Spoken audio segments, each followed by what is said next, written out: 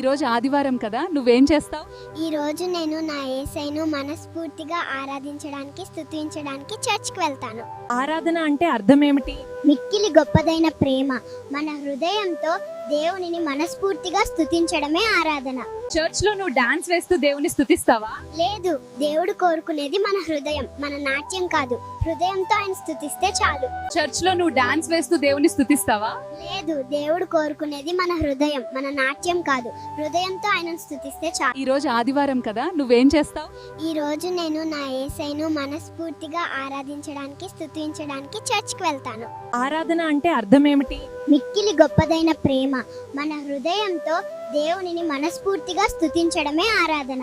Church లో నువ్వు dance వేస్తూ దేవుని స్తుతిస్తావా? లేదు, దేవుడు కోరుకునేది మన హృదయం, మన నాట్యం కాదు. హృదయంతో ఆయన స్తుతిస్తే చాలు. చర్చ్ లో నువ్వు డాన్స్ వేస్తూ దేవుని స్తుతిస్తావా? లేదు, దేవుడు కోరుకునేది మన హృదయం, మన నాట్యం కాదు. హృదయంతో ఆయనను స్తుతిస్తే చాలు. ఈ రోజు ఆదివారం కదా, నువ్వేం చేస్తావు? ఈ రోజు నేను నా యేసయ్యను మనస్ఫూర్తిగా ఆరాధించడానికి, స్తుతించడానికి చర్చ్కి వెళ్తాను. ఆరాధన అంటే అర్థం ఏమిటి? మిక్కిలి గొప్పదైన ప్రేమ. మన హృదయంతో దేవునిని మనస్ఫూర్తిగా స్తుతించడమే ఆరాధన. చర్చ్ లో నువ్వు డాన్స్ వేస్తూ దేవుని స్తుతిస్తావా? లేదు, దేవుడు కోరుకునేది మన హృదయం, మన నాట్యం కాదు. హృదయంతో ఆయన స్తుతిస్తే చాలు. చర్చ్ లో నువ్వు డాన్స్ వేస్తూ దేవుని స్తుతిస్తావా? లేదు, దేవుడు కోరుకునేది మన హృదయం, మన నాట్యం కాదు. హృదయంతో ఆయనను స్తుతిస్తే చాలు.